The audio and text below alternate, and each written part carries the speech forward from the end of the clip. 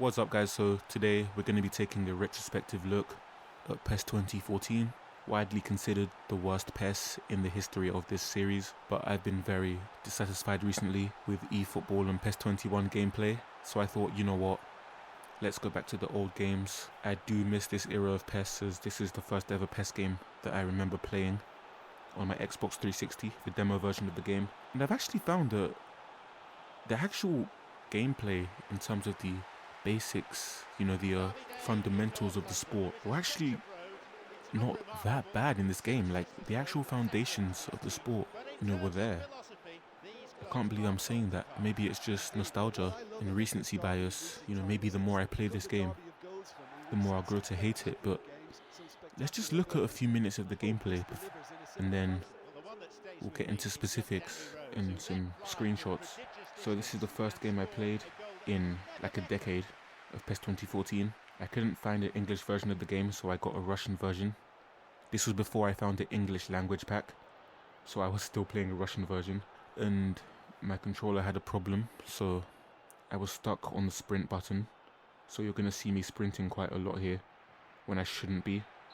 That's not because I'm crap at the game, that's because my controller's broken. Excuses! Excuses! So let's actually look at the gameplay. First of all, this is superstar difficulty. So I win the ball back here with Koscielny. You see that my sprint button's broken. Now the second I get the ball with the player, the AI I promise, like, and even it was the AI actually switched to the nearest player. They press me. The second I pass the ball back, they disengage and they switch to the nearest player. Lennon wants the ball. The second he realizes he can't get it, Walker goes. Now Walker drops back. Instantly he drops back and he marks that guy. I don't know who that was. Hello, I'm Nacho Monreal. Look at the midfield. Look at the way they're protecting the back four. Simple fundamental. Trying to stop the other team getting through to your back four. Look at how well this is done. Now if you see the mini-map at the bottom, you'll see both of their strikers are in their own half, which is how it should be when their team is under pressure. Instantly Bentaleb nips in, wins the ball, counter, here they go. Look at my actual midfielders tracking back. Instantly, I've got 8 guys back. Instantly, I've got 8 guys back. The 4 defenders, 4 midfielders. Now I'm going to put a clip up now of PES 21, and I'll also put a clip of eFootball. Compare how easy it is to get to your striker on superstar difficulty on those games to this game. Your striker is on an island by himself in between the 2 banks of 4. Banks of 4, I should say. It is so easy to bypass the midfield. There is no midfield. How am I going back to the supposed worst game in PES 2014? In the PES series, the supposed worst game. And I'm actually seeing a midfield battle. In the recent PES and FIFA games, there is no midfield. FIFA's even worse for this, actually, to be fair. There is no midfield in that game. It's so end-to-end. Recent PES games are bad too, but because they're slightly slower paced, it's not as annoying to play. But it's actual midfield battles. It's difficult to break teams down. And by the way, has the ball actually gone out a single time since I started this gameplay? I don't think it has. It's just slow, methodical, trying to break down. Not absolute chaos.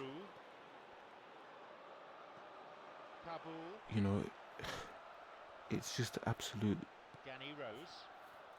It's like night and day, this game, compared to other PES games.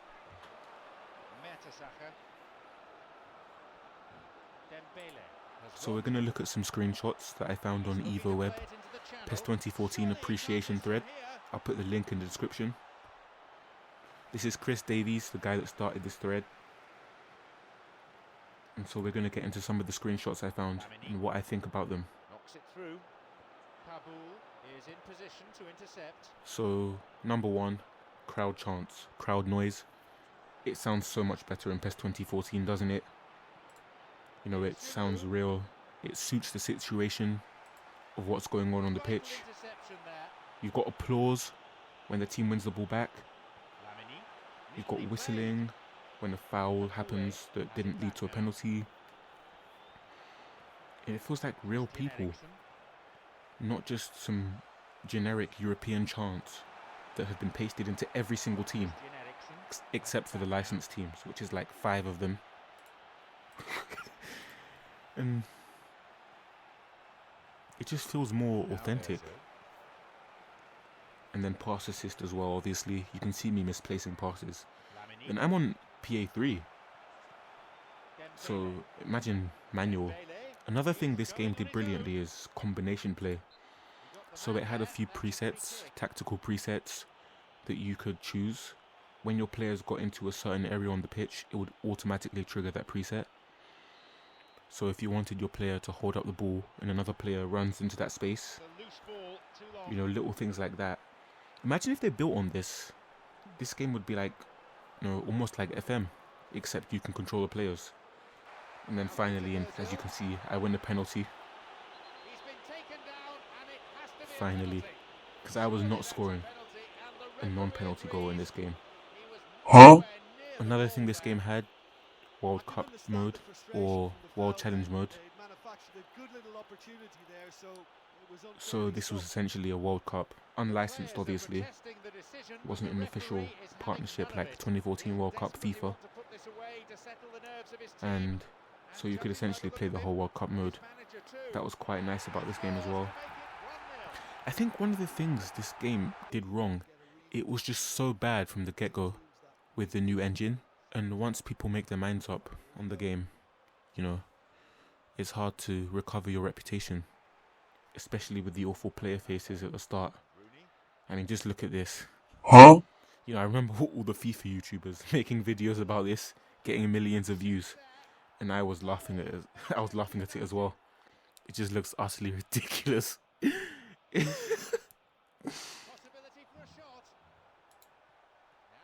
I think the thing about this game is that it feels alive, you know, similar to my favorite PES 2017.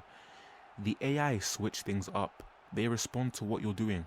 They're not just mindless NPCs who are just, you know, 11 guys on the pitch, just instantly doing the same thing every time. You know, it's not even fun to play against Superstar on PES 21 or eFootball anymore. It's not challenging, it's not stimulating. You know, it's like your brain's on autopilot mode. You're not actually thinking, how do I break these guys down? How do I actually get past their midfield? It's just past the midfielder, past to left midfielder. Your striker's open on that little island by himself, wide open, just sitting there, chilling. What happened to this game tactically? I don't know why no one talks about this. Is this because everyone else is playing the modded version of the game? And us console players don't have that, so... Is that it? Now, of course, this game did do a lot wrong, which is why it's so widely criticized. You know, the catch-up bug was one of the worst things. You just could not outrun players no matter how quick you are. You can even see in this clip, I couldn't outrun guys with Walcott. That was clearly something that needed to be fixed by Konami, but... You know, I'll take that. Decent trade-off. I can't outrun players, but at least I can actually have a challenging experience. And I don't actually feel cheated every time I play this game, you know? When I concede a goal, I think, you know what? My fault. Poor defending. Well done, AI, for scoring. Well done for exploiting my poor defense. And it was just such a good foundation. This Marlon Anthony guy in the forum, he referred to the game as the Gran Turismo of football games. Now, I don't know if I'd praise it that much, but it's definitely high praise. And this guy has definitely played more PES than I have. He's probably been playing PES before I was even alive. So, you know, if he thinks that, he might be onto something. You know, the game just felt alive, and we need that again, don't we? You could play the game on lower difficulty, like professional, and still feel like it was challenging and stimulating. Hopefully Konami can find that again in the future. And so I think that's it from me. I'll just leave the rest of this gameplay, and you guys can leave your thoughts below on what you think about PES 14 and the PES franchise. What's your favourite PES game? And that's it from me. To hold on to the ball, but eventually he was squeezed that bit harder and the task became too much. I think he's got to be a little quicker in his distribution then and get others into the match. Poor ball that's intercepted. Now Giroud. Carrick cuts out what was really a sloppy pass. Valencia. Juan Mata. Here's Giroud. Now Ozil. Slides it through. Evra plays it long. That's just great pace to get back in position from Van Persie. Arteta. Cleverly. Rooney on the ball. Arteta has it back now. Arteta knocks it forward, and that's come to nothing. Arteta, he moves in swiftly, looking to carve open the defence. Sagna with some good covering.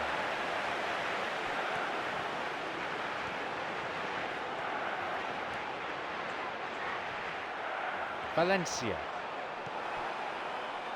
Tried to play it through. Gets the ball in a nice position. A crucial intervention there. Now Cleverly. Lovely link up.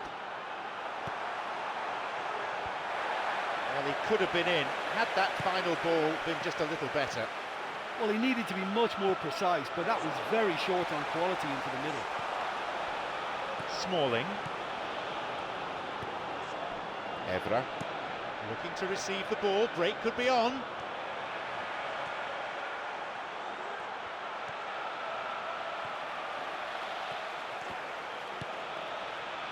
Sagna with the crucial intervention. Walcott. Chamberlain. The forward push gains momentum. Raphael puts a stop to the attack. That's really good instinct for the game, very good positionally and wonderful covering from Walcott.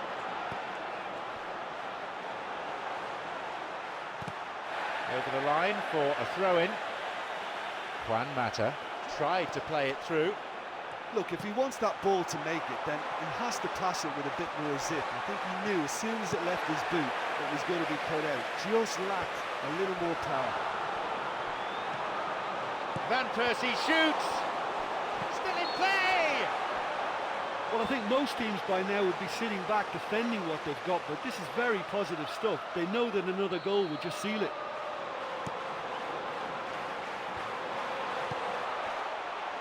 Here's Rooney. And that's a foul. Looking to carve open the defence. Oh, well defended. Chamberlain.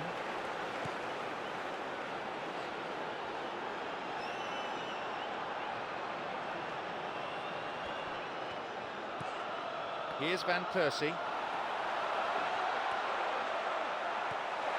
Van Persie really has the confidence and skill to be able to hold the ball up like that until support arrives a little sooner. And just maybe there he overdid it slightly and should have released it because the support was arriving quickly.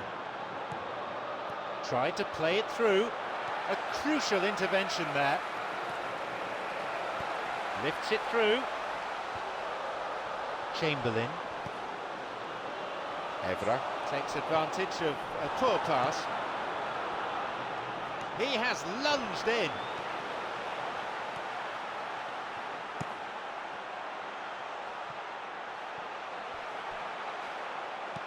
Arteta is there to intercept. A long ball forward. Full-time whistle within sight. Well, time is running out. They need to start pushing forward. Arteta. Sanya. Arteta. Now Ozil. Juan Mata. Manchester United going about it in a patient manner. Pumps it upfield. One last chance perhaps. There it is, the final whistle. In the end, all that separated the teams was a single strike. The keeper